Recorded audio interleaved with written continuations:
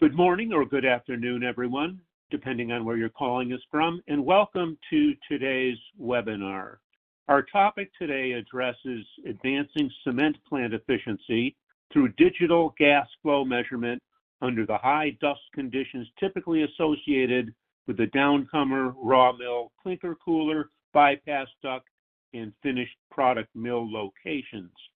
My name is John Evans from Webcast Experts. We're the producer of today's event. Webcast Experts is a division of Krishnan and Associates, a provider of technical marketing, market analytics, and business development consulting services specifically tailored to the global energy, power generation, and overall industrial industries. We're pleased to have as our presenter today Hans Conrads, founder and chief executive officer of PROMECON GmbH, based in Barlippen, Germany. Hans received a master's degree in electrical engineering from the RWTH in Aachen, Germany, and subsequently he founded PROMECON. He has invented numerous measurement systems for the power, cement, and smelting industries, and today these measurement systems are installed in hundreds of plants around the world. Hans is the author of numerous patents and many conference papers on process measurement of gas and solid material flows. If you have questions as this presentation proceeds, simply write them into the Q&A box on your screen.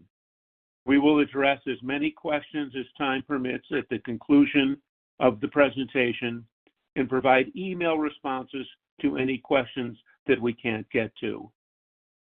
I'll now turn the presentation over to our presenter, Hans Conrads. Hans.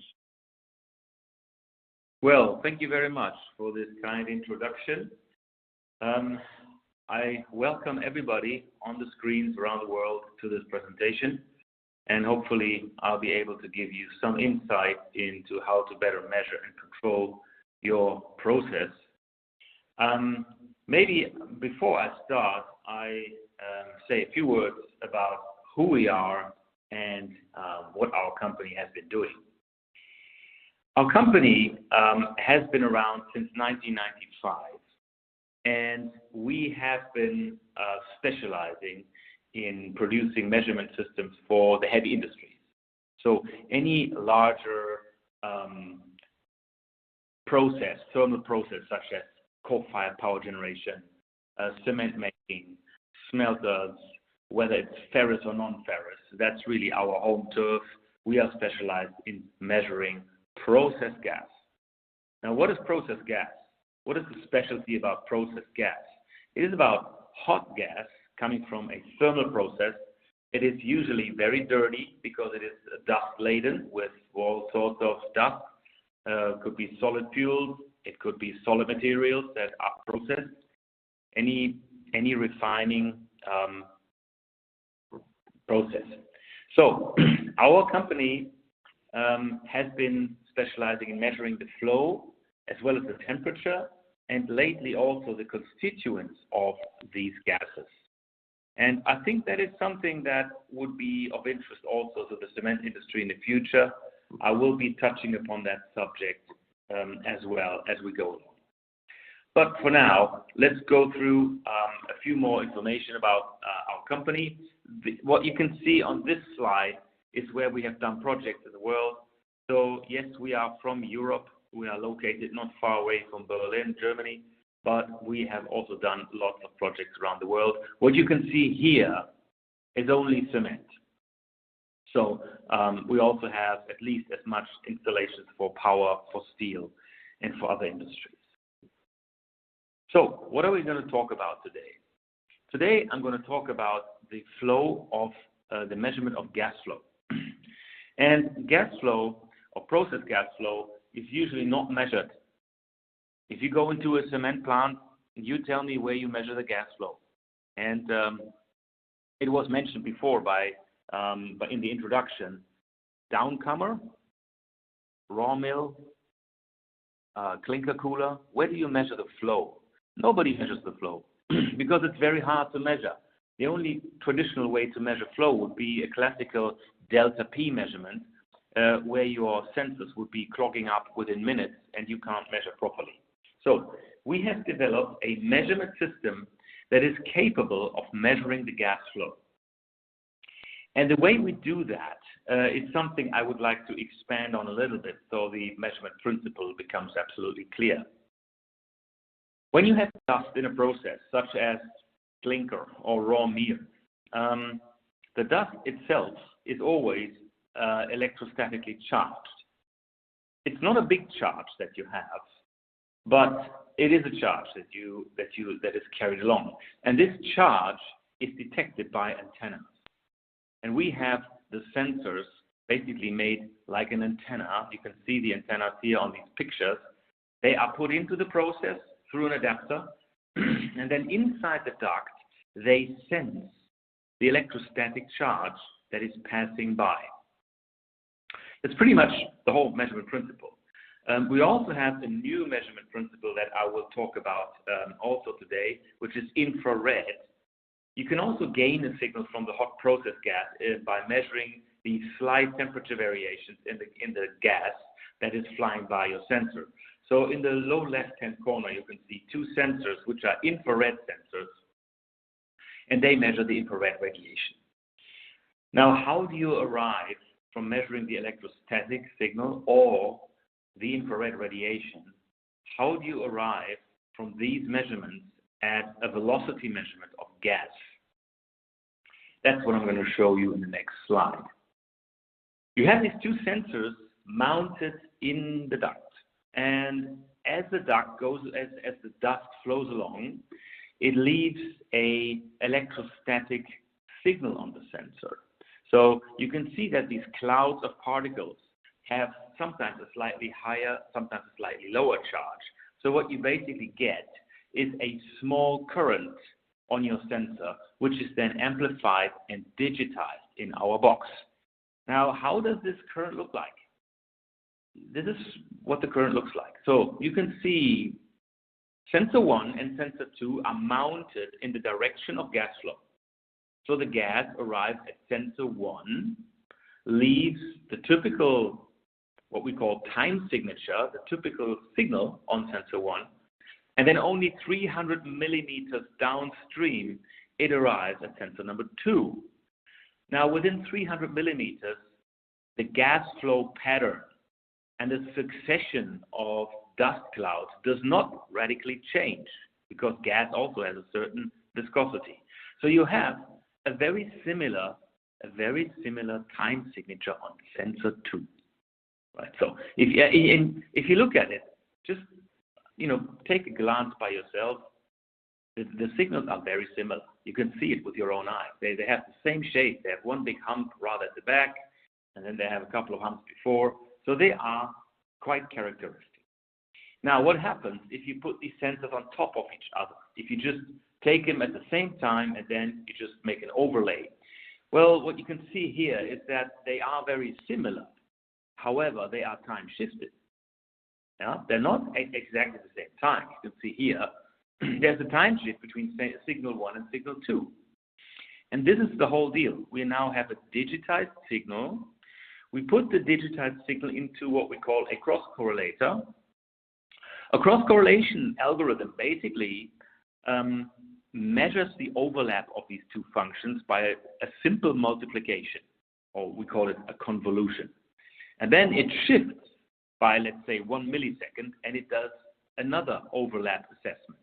And it keeps on doing that. And the outcome of all of this is a so-called cross-correlation function. So the cross-correlation function you can see down here, it has a very sharp maximum, and that maximum is exactly at the time of biggest overlap of the two functions. So if the functions have a time offset of, let's say, 52 milliseconds, then if you shift them by 52 milliseconds, their overlap will maximize. And that's exactly what we see here, the overlap that we can measure then with the cross-correlation algorithm would be 52.1 milliseconds.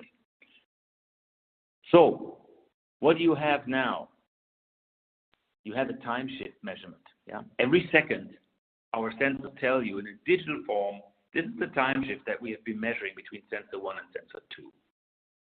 Now, if you know the distance of the sensor, then you can simply calculate distance over time shift.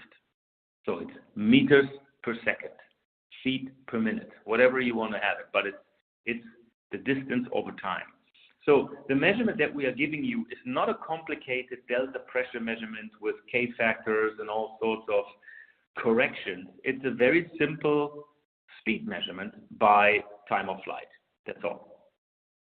Now, the advantages of this measurement are obvious. First of all, it's a digital measurement. That means you will never see a drift in this measurement. This measurement over the lifetime of the system will not drift up or down. If you see, let's say, 22.5 meters per second in year 1 of this system, you will see that after 10 years as well. There will be no shift or no drift of the sensitivity of the system. The second big advantage is if the system gets disrupted, you will get a clear error message, because you can see the correlation function has a certain quality. The quality of the correlation function is basically the sharpness of its peak. The sharper the peak and the lower the noise level below, the higher the quality. So you can easily imagine below a certain quality level, the system will give you a fault signal. Now, as long as the peak is still visible, it will be accurate. So you either have an accurate signal or you have no signal. It's a very simple 0 and 1 discrimination. So this makes the system also very reliable. People don't have to guess whether their main air fan runs well or maybe the measurement is 20% off. It will never be 20% off. It will always be repeatable. So very important point here. How do you mount these systems into a typical duct?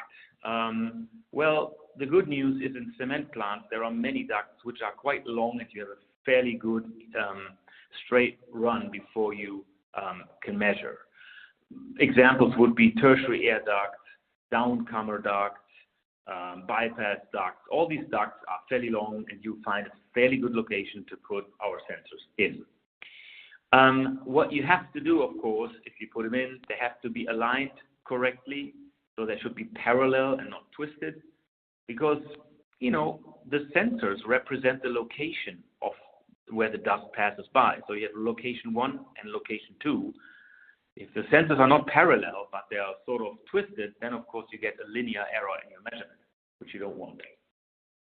For this reason, we offer you the typical adapters, which have a fixed distance, in this case here 350 mil. You weld them onto the duct, you put the sensors in, and out comes your flow measurement.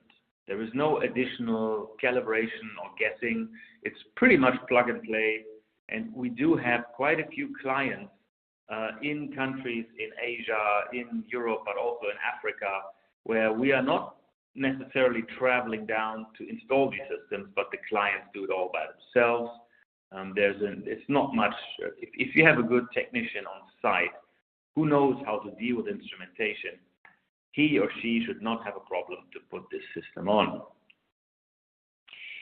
Maybe a few things on bends. If you have bends and you have a shallow section of duct shortly after the bend, then this method of measurement is very well suited to even be able to measure close to a bend. Because any tapering down of duct cross-section acts like a flow straightener, and you will have a fairly good flow profile inside the bend. So let's say you have a venturi. It's very close to a bend. It doesn't measure very well. If we take our sensor and we put it right into the throat of that venturi, we will have a very accurate reading and very repeatable measurement. Okay, then that's the sensors, but how does the system look like? Well, the system is very simple. It's the two sensors. They are connected to a measurement box, which you can see here, PROMECON Air box. It's an industrial grade box that you hang on the wall, it's wall mounted. It has an electronics board, a power supply, a couple of in and outputs. You get the cable inputs, and out comes your 4 to 20 milliamp signal, including system fault and sensor fault. So the system can easily be integrated into your plant system. Very often the system is also directly integrated into an expert system in order to be able to have an optimized control of fans or of other process parts of your cement plant. Now,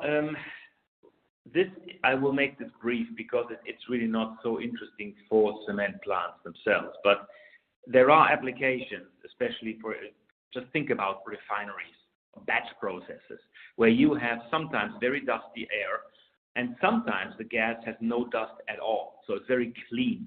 What do you do when you don't have dust? Well, in this case, we have what we call a range extender, which is simply a rod that you install upstream of your measurement. And this range extender emits high voltage pulses, which make a brief ionization of the air. So you have ionized gas going over our sensors. And if the pulse sequence is non-periodic, so you have really a random sequence, then by doing the cross correlation between sensor 1 and sensor 2, you get the very same result. So range extender, very important for batch process, always important for power station applications where you have very low flows at times when you start the boiler up. But in cement plants, the only application I could think of would be maybe in the stack or maybe on the Clinker Cooler intake where you have fairly clean air that comes in. But all the other locations would be directly measurable with our dust sensors. All right, a few technical things. The temperature range of this measurement goes up to 1,000 degrees Celsius. So anything up to tertiary air level is measurable. Most of the temperatures that we see in the cement plant are lower than that. So a couple of 100 degrees Celsius, 300, 400, 600 degrees. Up to 1,000 degrees is no problem. The velocity range that we measure is anywhere between 3 and 100 meters per second. So the system is a strictly linear system. Yeah? It's not like a delta P system where you have turn down ratio issues because the pressure always goes with the squared law of the velocity. This is not so here. There's nothing squared in this. This is absolutely linear. We measure time 1 and time 2. And also the other thing you never have to worry about, that's another very big thing. When you have a delta pressure measurement, you always worry about zero span. Where is your zero? Yeah? Think about it for a while. What does 0 meters per second mean in a cross correlation measurement? 0 meters per second means that the time shift is infinite, right? If you have 0 meters per second, the dust needs an infinite time from sensor 1 to sensor 2. So it's obvious that the zero measurement is something that is absolutely, it's out of question. It will always be correct. The measurement linearity would always go through the 0 point, and you would never have to worry about it. So the measurement principle brings you quite some big advantages. Now, also maybe interesting to mention that this measurement is also available at safety integrity level. Again, very interesting for power stations, very interesting for large generation machines. In cement plants, we have not seen that still would be so interesting. But if you do have a safety relevant application, maybe in a reactor or with CO2 removal in the future, who knows, you can also get our measurement as still approved. Now, I would like to take a few minutes to talk about the infrared measurement because this is new. PROMECON have done the electrostatic measurement in thousands of measurement applications around the world for about 30 years. A few years back, we have invented an infrared measurement because a client out of the steel industry wanted to measure the off gas from an electric arc furnace. Now, as you know, the off gas of electric arc furnace are much higher than 1,000 degrees C. We're talking about 15 to 1,800 degrees C. So anything that you would stick into the duct would melt. So what we've done is we have developed an infrared system, and that infrared system is now looking at the flicker, at the temperature variation inside the duct on location 1 and location 2, and then we do the same thing. We make a cross correlation, and we get the velocity of your gas. This technology is very suitable for your tertiary air duct. We have projects now where we put this into the tertiary air duct, the TAD, and the big advantage here is that unless with the electrostatic sensor, where you have wear and the sensor will burn out over time, also when you are at 1,000 degrees Celsius and you have a high clinker loading, the sensors will simply be, there will be a lot of abrasion on the sensors. With the infrared, there's none of that because it's non-intrusive. We just look into the process from the outside, and there's nothing that we stick into the process.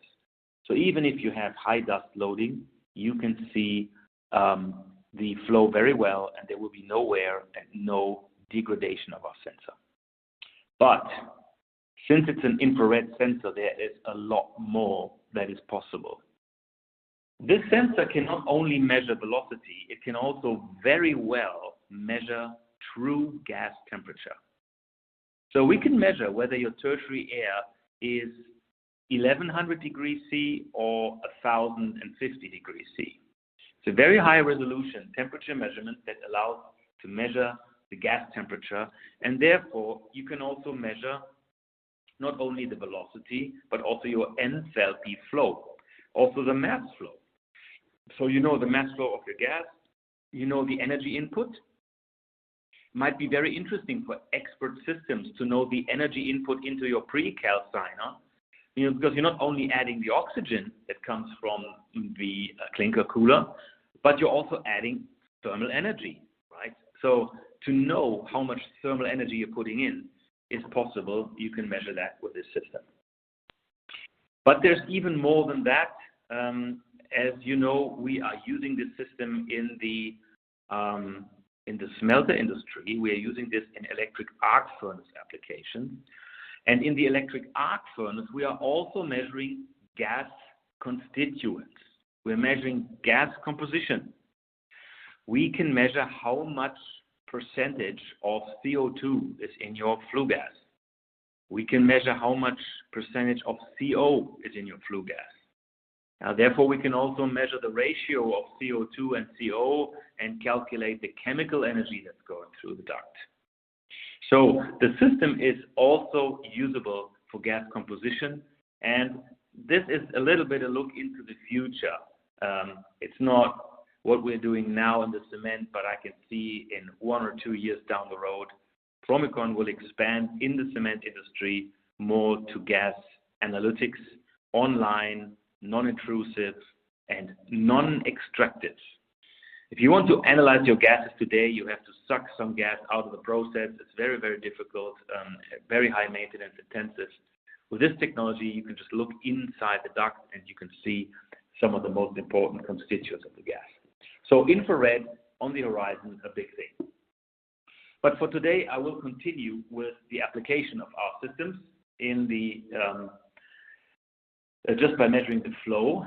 Just to sum up, no K factors are necessary with our measurement, no calibration, no drift, no duct modification, and no regular cleaning or maintenance. We've had some of our sensors in cement plants for about 10 years.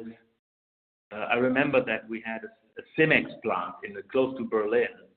We visited that plant with some guests, and the gentleman in the plant who was so kind to show us around, he said, "Look, I have a problem. I don't know where your sensors are. I know they're somewhere on the Downcomer, but I have no idea where they are because we never look at them. We have never looked at them for years. We just take their readings. So there's not even an instrument engineer who can exactly tell me where they are." So we had to search for them a little bit. And that is, I think, the biggest compliment that you give to a sensor. Nobody knows where it is, but it's working fine. So what can you do in your cement plant today by measuring flow?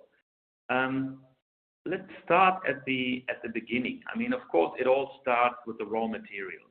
You have a raw mill where you grind the raw meal, and then you store that. So raw mill. Why is gas flow measurement through a raw mill so important?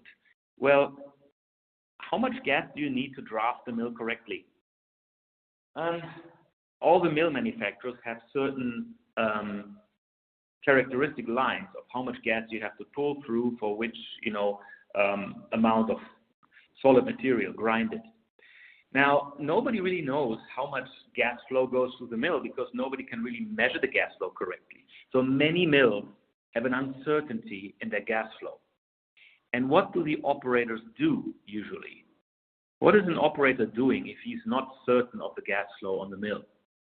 Well, most of the operators would just go on the high side. They would say, I'd rather pull a little bit too much gas through the mill, have the delta P over the mill rather on the high side before I drown the mill and the mill trips.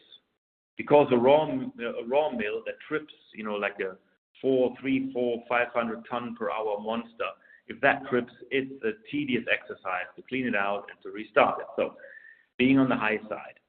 Now, being on the high side of the flow, let's say you have 10% too much flow because you want to have a margin.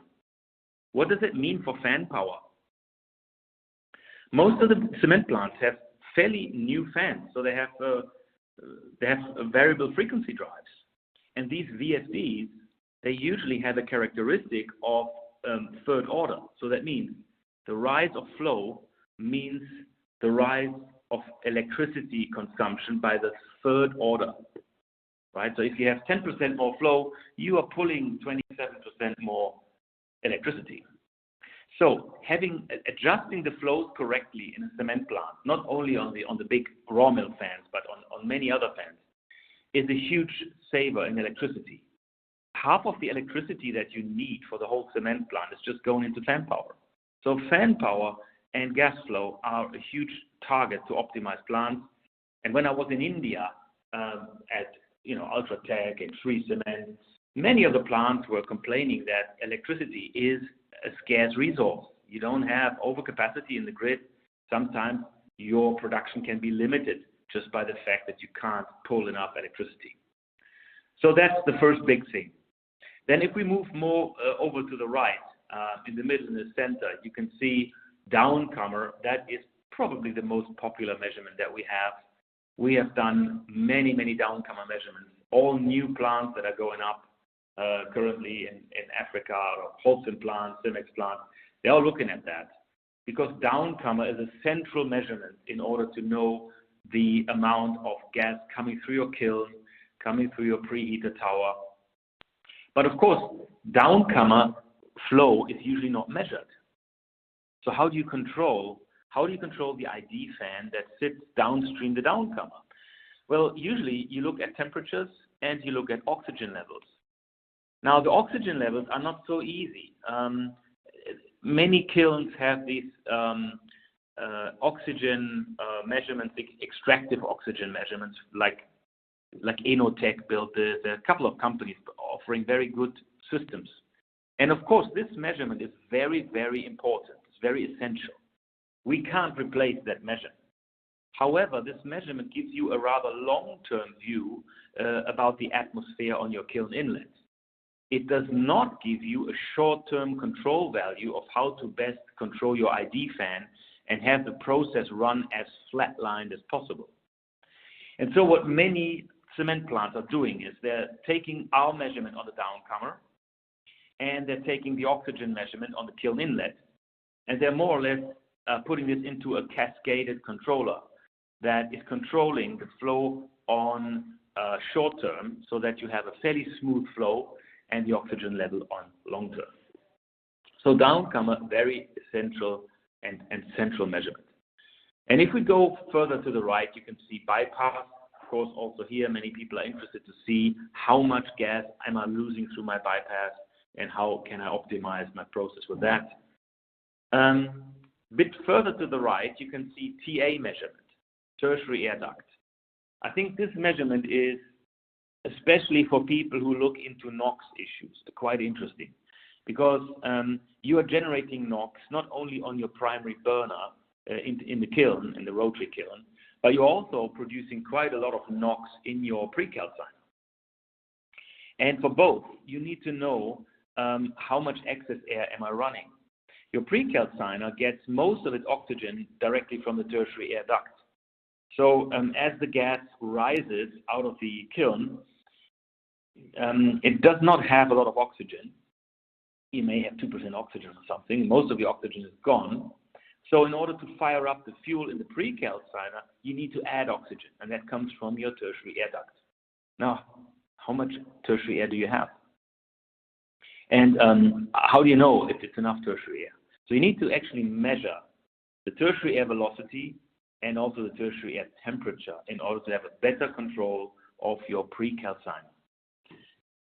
And when I'm talking precalciner, I'm talking about high NOx levels. I've seen precalciners coming out with 1,000, 1,300 ppm of NOx. So a major NOx source.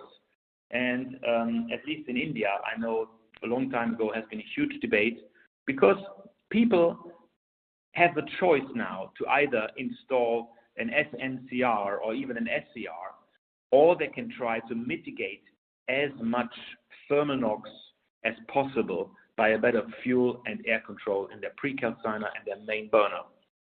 And everybody knows in process, if you have 1,300 ppm of NOx, to slash down 400, 500, 600 ppm of NOx is not such a big deal. It's possible if you have a better control over your combustion.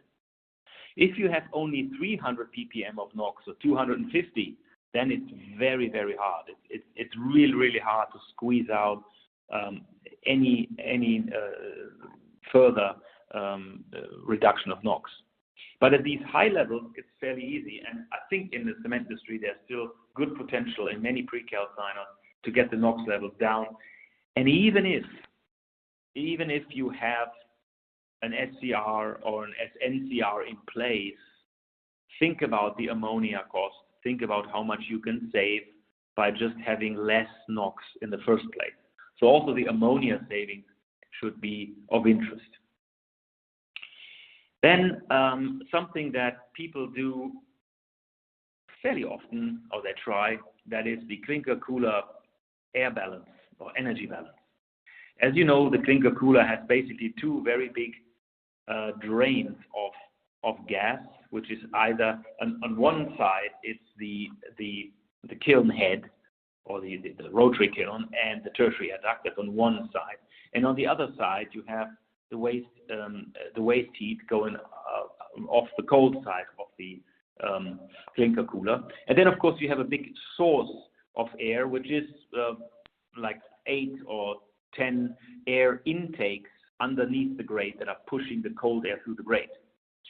So it's not hard to see that if you know the exact flows in and out of your grate cooler, it makes it possible for you to have a much better idea and understanding of how much secondary air you push through your big rotary kiln. Yeah, if you know how much air you put into your Clinker Cooler, you know how much waste heat goes out, how much TAD goes out. Well, the remaining air will be then the one that goes through your kiln.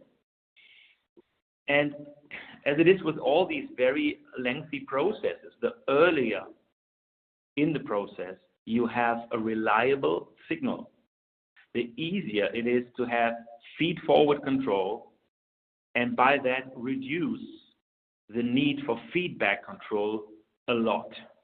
You know, all these long processes are when you have changes, for example, in the amount of raw meal that you put into the kiln, or you have some changes in the amount of heat input into the kiln.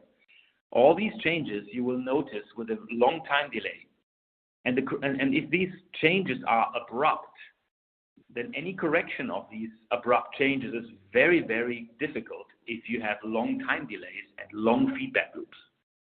So if you get some more clarity on how to put the right amount of air into your kiln, into your cooler, or out of your kiln, then you have a much better chance to optimize the process and reduce the process noise, reduce the amount that your fans are operated up and down. You get the whole operation more flatlined. And don't forget, talking about flatlined operation, when you increase the airflow, your fans or your electric drives for the fans need a disproportionately high amount of electricity. Yeah? So if you're varying your air, let's say plus minus 10%, you could say, okay, sometimes it's 10% higher, sometimes it's 10% lower. So the average electricity consumption delta is 0. But it's not the case. It's definitely higher because the high side of your electricity consumption is nonlinear by the third order. So keeping the process flatline, keeping the process in strict tolerance, reducing process noise is always a goal that gets you better results in efficiency and cost. Right, now to show you some examples. This is a mill that we've done I think in the US. It was in a plant in Texas. It's a mill, it's a raw mill that has an outlet, and after the outlet it has a double sweep, so it has 2 cyclones that separate the solids from the gas, and after that it goes into a baghouse. Now the big problem was with that mill, the mill was constantly overdrafted because people were afraid that they will not be pulling enough gas through the mill, and by that they might trip the mill. So the ID fan was actually always operating on the high side. We had here a security factor of nearly 15% of airflow. Now 15% of airflow plus through the mill is extreme. But in this case, it was a very clear case of wasting fan power electricity. So what we have done is we added a measurement that would allow to reduce that safety margin and therefore reduce the additional power that was needed to operate the mill. And if you have a large raw mill with a fan of, let's say, 1 megawatt, you can do the calculations yourself. I mean, an investment of, let's say, $20,000 to fix this, that will pay back in 1 month. You will have very, very quick payback. And here is an example of that plant, the results. We had 1 kilowatt hour per ton of grinding material, and therefore 1,500 hours of return on investment. Not a big brainer. And another example I want to show here today is the Downcomer. Typical installation here, somewhere in the middle of a Downcomer. You have enough levels here on your kiln preheater tower to go. Maybe one remark here. And on the Downcomer, we would like to see fairly long straight runs. But even if we have long straight runs, you have another problem I have not been talking about today, but I would like to shine a light on that. And this problem is called swirl.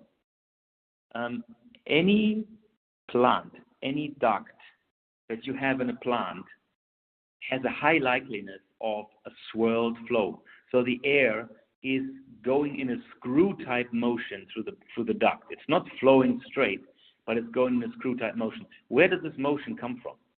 Why do we have always swirled airflows? 2 reasons. First of all, the air is usually driven by fans, and fans are by nature rotary. So you have a fan movement that puts an impulse, and therefore the air starts to swirl. It comes out of the fan with a swirl. Nice example, if you have a stack with fairly moist flue gas, and you look in wintertime at the tip of the stack, you can see that the plume that gets out is always slightly rotating, because it's still a rotation from the ID fan that pushes it up the stack. But there's another reason for swirl, and the other big reason for swirl are the pipes themselves, right? You have air. Let's say you push gas through a duct with no swirl, and then the duct takes a left-hand turn, and after that it takes an upward turn. So it goes left and up. So it bends in 2 dimensions. Well, you can already see that there's a screw motion in this, right? Left and up is basically a screw motion. And since air has a mass and has an inertia, the air wants to go straight. It doesn't want to go in a screw motion. So it will start to rotate counterclockwise. It's simply a law of inertia. So any ducting that goes round, bend, up and down, left and right will carry swirled airflow. Why is this so important? If you put a delta P flow meter, that downcomer, or you put an ultrasonic flow meter, the downcomer, the swirl will have a heavy impact on the measurement. Because what is the velocity of the gas? And what velocity is important for you? You want to have the velocity that's running parallel to the duct longitudinal axis, right? So you have this duct that's come down, it has an axis in the middle, and you want to know the vector of the velocity that's going down, the vector that goes parallel to the duct. So what you actually need to measure is not only a flow value, but also a flow direction. And that's exactly what our sensors do. They are perpendicular to the flow, and the vector that we calculate originates from the distance between the 2 perpendicular sensors. And that distance is parallel to the duct. So PROMECON will not see swirl. PROMECON will always give you a flow measurement that's not affected by swirl. And I think that's one of the very big messages that you also have to take away. Measurement is not only digital, it's not only drift stable, but it's also insensitive against swirl. Very, very important. And I always like to illustrate this on this very long duct because you think this duct is perfect. But once you put a pitot tube in, or dirty pitot tube, and you rotate it in an angle, you will see sometimes the maximum velocity is not parallel to the duct. It's, let's say, 10, 15, 20 degree offset. And that's when you know you have air that's rotating in the duct. So what can we do here? We can, of course, use this, as I mentioned before, to optimize your ID fan operation and to have a more flatlined flow of gas through your rotary kiln. And the advantages of that, I do not have to explain to cement people. It's not only fan power. In this case, it is also use of fuel. It's reduction in fuel cost. If you have positive fuel cost, there are some lucky plants that have negative fuel cost. But also here, reduction in heat consumption and all the other process parameters that you are usually chasing in order to get them as efficient and as low as possible. So here again, the solution to the problem of this thing is regulation of ID fan due to a fast measurement, and then the long-term regulation via the O2, and the result is quite a significant fuel saving. This measurement has become more or less a standard for new Holcim plants going up. It's always specified as one of the very big things for optimizing. And again here, ROIs. The ROIs on your plant, I also don't have to tell you this. Cement making is the most energy intensive process that I know. I mean, even steel making doesn't use that much energy. Cement making is extremely energy intensive, and it also puts out a lot of not only energy but also CO2. So optimizing that process it usually brings huge advantages, and the return on investment. Measurement technology doesn't cost much. The return on investment is very, very fast. All right, so the motivation I've talked about quite a lot. You do not have delta P measurements in cement plants. You have no measurement at all. The way you run your plant is mainly on the fan power, the temperatures that you measure across the plant, the O2 levels that you measure, and the pressures, the static pressures that you can see in the process. All these measurements are very important, and I support that. I mean, you cannot exchange other measurements for ours. You will need all these measurements in the future, but our measurement will help you to optimize your controls, because you really now know what the flows are in specific areas of your plant, which will help you to optimize your plant. That's it for today for the flow measurements. The outlook that I would give you to future presentations will be that our company will also look into the composition of gases more in the future. I think that is a very big and very interesting field for plants to optimize their process. This, of course, has to do also with the advent of the CO2 capture, carbon capture and reduction scenarios that are around. Carbon capture requires you not only to know the gas flows, but also to know the CO2 levels in your individual stages of CO2 reduction. And I'm sure we're going to have more interesting technology here. But even for that, it all starts with a flow measurement. You only know what you're doing if you are aware of the gas flow that you have.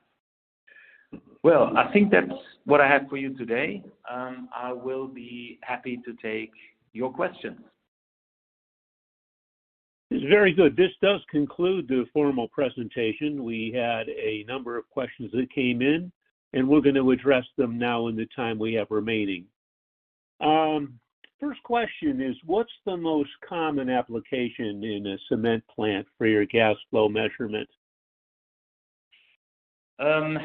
I think just in sales numbers, very clearly Downcomer, because it's so central. You have, whatever comes out of your kiln, goes through your pre-calciner, is so fundamental for the operation of the pyro string that there is a huge interest in that area. So measuring Downcomer is the most popular one. Number two, I would say, is raw mill. So raw mill definitely is also a big one because the many people operating raw mills see problems with the efficient control of raw mill. Also for raw mills that have recirculation ducts, we should not forget that. Cement or raw mills very often recircle the air or the gas flow because of the thermal parameters that they are designed with. They don't need to dry that much, so they are recycling, they're recircling it, and recirculated air is usually never measured. So that is another very big application. And I would say the most rising one currently is TAD, because tertiary air is a big issue as well. Yeah, I think that's the ranking order. Okay, very good. Question about moisture content. Will the moisture content in the gas affect the accuracy of the measurement? No, the moisture content has simply nothing to do with the time shift that we're measuring. But the question is a good question because electrification of signals, of gases, has to do, of course, with moisture. Anyone knows that. If you have a very dry gas, a very high temperature dry gas, then this gas will have a very high electrification. There will be a lot of triboelectric effect. If you add moisture, then this electrification will reduce. But if you remember the picture that I've been showing, can I jump into a picture here in the presentation? Let me try that. I've been showing this picture. Do you all see that picture now? Can you see that picture? We're seeing the correlation. Yeah. That's the one. That's the one. And it's very simple to see now. It doesn't matter how high these signals are. The amplitude of the signal is simply irrelevant. The only thing that is really of relevance is the shape of the signal. So to speak, not the absolute amplitude, but the time signature, the fingerprint over time. And then the only thing that is really giving us a value that we are measuring is the time shift. And the time shift is not affected by moisture at all. Yeah. What can happen if your gas gets really, really wet and you have a lot of moisture and all the electrification is gone? Well, what happens is that your signal goes so low that our system will show you a fault, and then it drops out, right? But in cement plants, in cement processes, this is usually never the case. Even if you have, for example, a Downcomer and you have a spray cooler, a few meters or feet down, upstream, downstream, the moisture will be gone. It will all be evaporated. Very often you're operating way over the dew points. So even a cooler, a spray cooler, would not affect our measurement. If you have a spray cooler on a downcomer and you say, would you like to sit 5 meters downstream or upstream of the cooler? We would, of course, choose the upstream position because it's the warmer position where we are even further away from the dew point. But practically, in cement, not a real issue. Moisture can be is not a problem. You can be rest assured moisture is a non-issue for our measurement. Okay, very good. Question about multiple gases being emitted in the stack. I think this relates to gas constituents, but the questioner is asking how do you handle multiple gases? And I would imagine he means multiple constituents of the gas. Okay, that question has a couple of directions. Let me go through them individually. First of all, multiple gases. Our gas flow measurement is based on basically velocity, and then we sometimes also calculate the mass flow for people. The mass flow of the gases is not so much influenced by a multitude of gas constituents, but by the main components. The main components being nitrogen, that's the biggest one, then of course CO2 level, and then moisture level. These are the main, whether you have 200 or 600 ppm of NOx will not have any impact on the gas flow.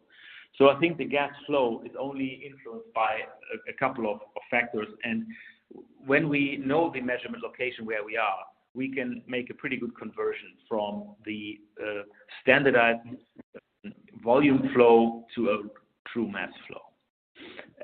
So within the desired accuracy ranges. Now, many people, when it comes to stack, are interested to measure multiple gases. And here, I would like to make the point that PROMECON is really specialized on process gas. We are not a typical SEMS company. We do have the most accurate stack flow meter in the world, but it's not our main market, for example, to detect NOx, mercury, or other gases in low concentration. Also CO2. Yeah? We're not looking at or CO. We're not looking at ppm CO. When we are in the steel plant, on the outlet of a steel furnace, you are talking 30% CO, 40% CO, right? And also for CO2. So our measurement that I was referring to as a upcoming new measurement with infrared would be in the process measuring bulk gases in high concentrations at very high temperatures. I hope that clarifies the question. Okay, very good. Looking at on the other end of the temperature spectrum, we had a question that came in going forward in CO2 removal. In power generation, this occurs at a very low temperature in saturated conditions. Is this still an application that Meconair would be applied to? Okay, very interesting question. Now, let's first go to flow. I was talking about electrification. If we go in saturated conditions, so let's say you're below dew point, you're below acid dew point, you're talking, I don't know, nearly ambient conditions or even lower. This is pretty close to post-scrubber stack. And there we have as I mentioned, our range extender. Show it again and jump into that picture. The range extender that will be then mounted upstream the sensors, and by that we will be able to measure the gas flows even at low temperature ranges. But it's more exotic. Most of our applications are high temperature. Maybe one other thing that it's maybe an offspring of that question. What about the gas constituents at this very low temperature? to measure that infrared, I think that's going to be very difficult because infrared needs temperature. The molecules need to emit light, and they can only do that if they are wiggling, enough. So they need to have enough temperature in order to emit light. So for that, for the gas composition measurement, I would rather see as input parameters hot gas. But you have hot gas before it reaches your washer. The gas is hot enough to sort of feedback or feed forward signal in order to control your removal system. All right, very good. Time for a couple of more questions here before we conclude. Can you measure chlorine and sulfur? Okay. I will please leave your email address. I will have to come back to you on chlorine. We can definitely measure SO2. Yeah, we have this very often in, as you can imagine, in copper refining. You put the copper ore into a furnace, you blow air, you roast it, and out comes the fumes with quite a lot of SO2, and that then usually goes into the sulfuric acid plant. And the sulfuric acid plant needs to be controlled by the SO2 input. So you need to know the gas flow, but also the SO2 content. And to measure SO2 at high temperatures, or SO3, that is possible. Chlorine as an element, not, but probably as maybe as HCl. I have to check that, because the infrared measurement is not measuring elements. We're not measuring oxygen. We're not measuring hydrogen, but we're measuring molecules, because they emit this very long wavelength radiation. We are measuring not oxygen, but CO or CO2. We're not measuring sulfur, but we're measuring SO2, SO3. And therefore, chlorine could also be that we could measure HCl. But that is something I would have to get back to you on. If you leave your name and email, I'll be happy to send you. Or just write us an email. We'll look it up. We have the contact information for this particular questioner, okay. So we'll ensure that. How can PROMECON measurement devices help cement plants measure CO2 concentration in the flue gas and develop their technical strategies for decarbonization in compliance with new regulations? Is there a service you can provide at an early stage? Well, we are pretty much focused on instrumentation, but being an instrumentation company, we are always more or less part of process optimization. We've always been there. It's in our more or less DNA.